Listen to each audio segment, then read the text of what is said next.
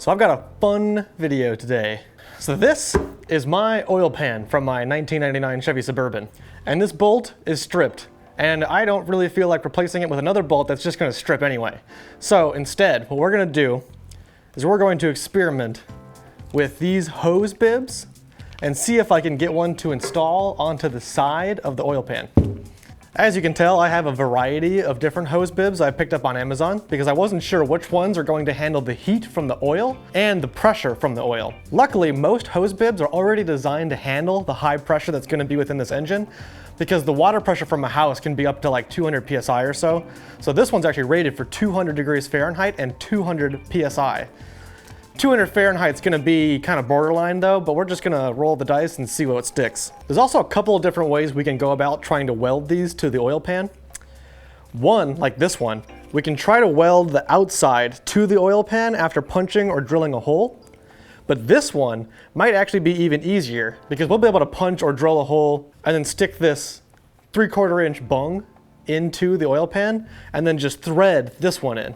This oil pan though is filthy, so we're gonna clean it up and start figuring out how to punch holes into it. There are some important disclaimers I want to say about this first. You should definitely take the oil pan off the car before starting this, because if you try to weld onto the oil pan, it's gonna heat up and probably melt your gaskets. So this is the stock location for our oil drain plug. I'm going to assume that the other side of my engine doesn't have anything in the way, so we're just gonna flip this over to the other side and install our new oil drain over here. But first, we're gonna grab some Simple Green and some shop towels and get this thing degreased. Okay, that should be clean enough for our purposes. Okay, so first I'm gonna drill a small hole to start it. Oh, that actually went pretty easily. Hopefully I didn't go too low, but we do wanna make sure we get as low to the bottom of this oil pan as possible so that when we open up our drain plug, all the oil will drain out. So I just grabbed this bottle of oil. That should keep our bit nice and cool while I try to drill into this hole. So let's get it a little lubricated and let's go.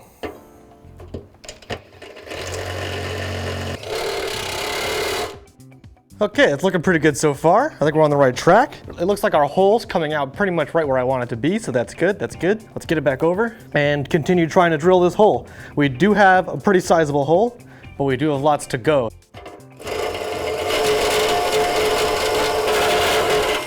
Yeah, it's making good progress. I'm actually kind of impressed with this bit, but we still are not quite there yet.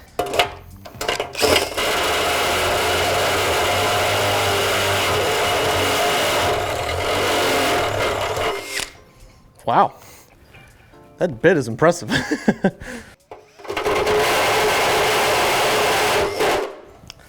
Whew. Let's see. Oh, look at that, perfect. So we should be able to tack weld it on this side and then alternate and then finish the circle. So let's just get this cleaned up again and then take it over to our welder. One more step that I forgot to mention is that we are going to have to remove this paint or else the welder is not gonna weld to it correctly. So we'll strip some paint off around this hole as well. And then at the end, maybe we'll hit it with another coat of paint so it doesn't rust. We want this to look nice. Perfect, that looks pretty good. So I don't know if you can see that, but we do have quite a bit of metal in here. Definitely gonna wanna make sure we take care of that before we put it back on the car. So the welder I'll be using is the cheapest Harbor Freight flux core welder that I could find. It is the 120 volt one. First, we're gonna take our ground and stick it onto our existing drain plug. That's a perfect spot for it. And then the other thing we gotta make sure is that when our hose bib is in the oil pan, we wanna make sure that it threads into this bung and it ends up at the right orientation. So I'm gonna screw it on tight first. Now we know that the bung needs to be in this position. So I'm gonna take a Sharpie and just draw a line so I know what orientation the bung needs to get welded into. And to make sure this stays up in the air, I'm gonna try to use this magnet. So I have my magnet down here and I'm trying to get it to a spot where it'll stay. So it could stick out a little, but I want to make sure that it's not gonna hit anything down there. Okay, so this spot looks pretty good. Yeah, right there, that should be pretty good actually. Nice. As much as it is super hot in this garage, I am going to put a flannel on because the welder will throw flux all over the place, and it does burn your arms and it hurts, so I'm not gonna do that again. I am gonna leave this flannel unbuttoned so that you guys can see our cool Very Good Garage shirt. Might have it available on garage.gg. Okay.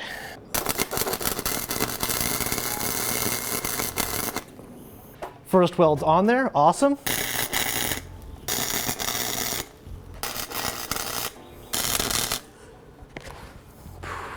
So with the flux core, basically the solder itself, or the weld itself, actually has flux in the center of it that comes out and it protects the weld from the air.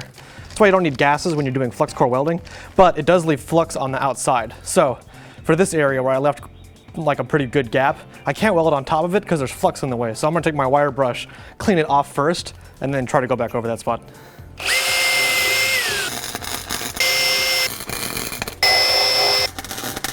So there was one problem. Because it's flux core, it does kind of have this splattering effect. That's just kind of what you get when using flux core. But it did splatter inside of this bung, so that might make threading in my hose bib a little difficult. I'm gonna try to wire wheel that stuff out before I go in there. It might have been a good idea to plug this first before welding, but hopefully we can clean that up and fix it. So these little flux balls are still in my way. I'm hoping I can just tap them off with a punch without damaging these threads at all.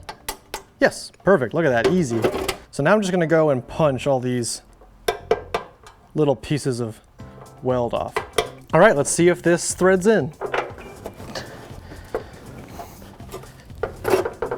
Oh, perfect. So we're almost ready to throw it back in the burb, but of course we wanna make sure it doesn't leak. So we're gonna go fill it with something and just make sure that this kind of works. So we got it cleaned up, got all the metal out of it, all the oil, all the grease, filled it with water to test it, but it leaks. As you can tell, it is slowly leaking out of my weld, but that's nothing that a little bit more welding can't fix. So back to the bench.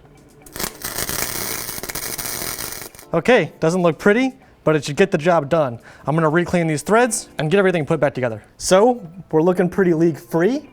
Let's open it up, see how she does. Hey, perfect. That's exactly what we need. All that's left is getting the water out of here. Obviously we don't want water in our oil. And then we'll get it on the car and see how it does. And now we have to lift our engine up so that there's plenty of room to get the new oil pan in under the engine. For that, we got this guy from Harbor Freight. One side on the frame, one side on the PCM. PCM doesn't work, that's why we have a carb. We would use an engine hoist, but the engine hoist doesn't go high enough, especially when we jack the car up so that there's more room for us to fit under there. One of these needs to go on the other side of the engine. So let's figure out how to move this over. Before you do that, just rotate 90 degrees. Oh yeah. Thanks, cameraman. Now we need to find our chains. I'm gonna go get them from my room real quick. Got my chains all cleaned up. Got my chains. Now I have to figure out how to use them. We've used this once before in a previous video, but I don't remember exactly how we hooked it around. I think we hooked it around the water pump and some headers and just pulled it up. We'll see. And there we go. Now we just tighten these up and lift the engine up. The engine is still attached to the engine mounts, but that's okay. The engine mounts have some give. We just need a little tiny bit more room to get the oil pan to fit correctly under there. It'll fit if the crank is in exactly the right position, but that's too complicated. So we're just gonna raise it right now.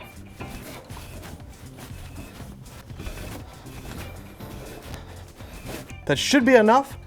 If we need to do more, we can just twist it some more. So let's get this thing on some jack stands and get under the car. Take our new pan with the attachment, of course, and just slip it into place. All right, put all the studs and nuts in.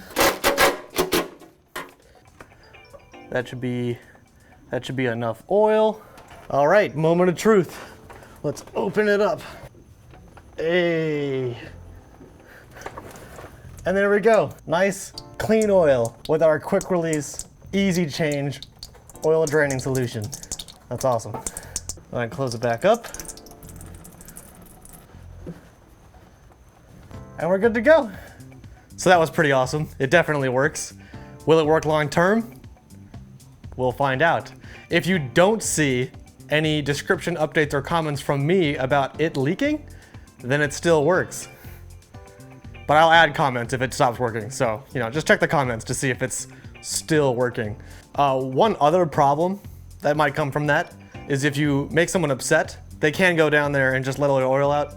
So don't piss anyone off. On the plus side, if someone's low on oil and you have a little extra oil, now you can attach a garden hose and just give them some of your oil with ease. If you liked this video, smash the like button. If you want to subscribe for more awesome content like this video, hit subscribe, and we'll see you in the next video.